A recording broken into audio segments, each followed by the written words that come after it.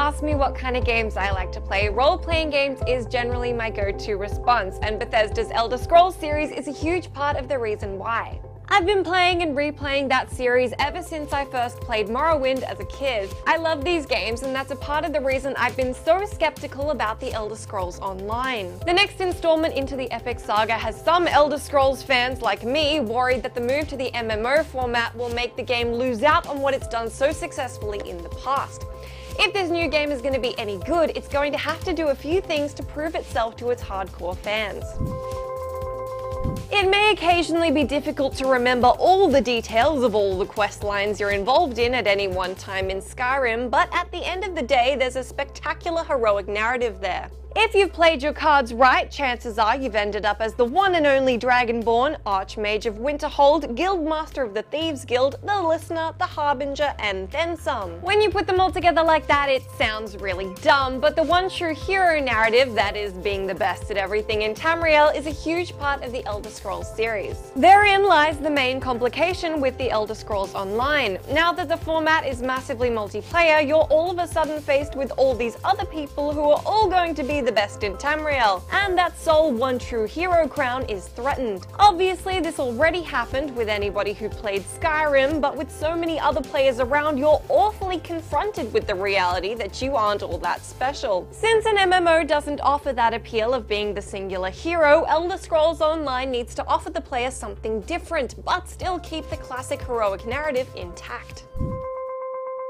While MMOs have their own set of fun genre-defining hooks, Bethesda have additional hurdles to overcome when it comes to turning the Elder Scrolls into this kind of game. Skyrim fans are likely to come into the Elder Scrolls Online with certain expectations which are difficult to emulate in an MMO. For example, the graphics are a far cry from even an unmodded Skyrim game, the animations leave loads to be desired, and the combat isn't going to be as tight. But the quality of questing will be one of the biggest deciding factors for the favor of gamers. Now, not all MMOs suffer from this, but there can certainly be an overwhelming number of relatively insignificant quests from relatively insignificant NPCs. For example, gather 10 assorted carcasses from a certain cave and return for a random reward. The Elder Scrolls Online needs to prove that it can still retain the memorable characters and intriguing quest lines from its parent franchise. So far, they seem to be doing this well in cutscenes, but for Skyrim fans to stay interested, that needs to transfer quite clearly to the core of the game. Alright, so I think it's about the time in this video where I need to come out and say what we're all thinking.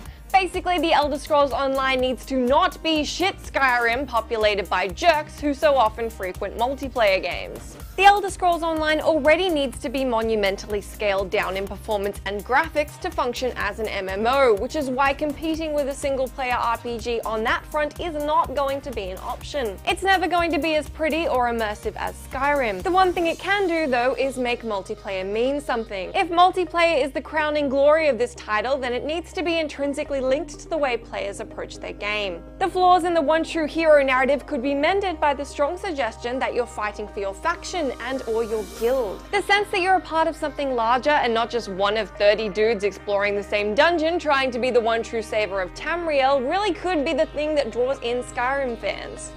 Werewolf had an alternate take on last week's episode about Dark Souls, saying why the game is just so amazing. Just tried Dark Souls 1 and I loved it, until I had to replay the same stretch a million times and just gave up. I admire the game and the difficulty is kinda refreshing, but I want to delve into a game when I play, not replay the same parts over and over. Just a personal preference, definitely a great game. That's fair enough. Dark Souls can be easier to admire than it is to love, especially when you've died a millimeter away from the next bonfire for the 100th time. But as ZSnet points out in response, Dark Souls 2 tried to remedy some of these problems by reducing the number of respawning enemies. Either way though, I think I'm inclined to agree with Tommy C77, who writes, "Last night I met a random guy on Dark Souls 2 and we spent a few hours helping each other out with bosses. It took about 20 attempts, but we finally beat the ancient dragon together after figuring out all the boss's moves and how to work effectively as a team." Speaking as someone who got 100% achievements on Dark Souls 1, I can honestly say the struggle and torment is worth it.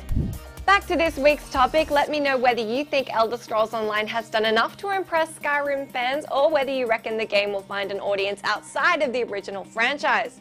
Leave me all of your thoughts and feelings in that comment section and I'll see you next week. you.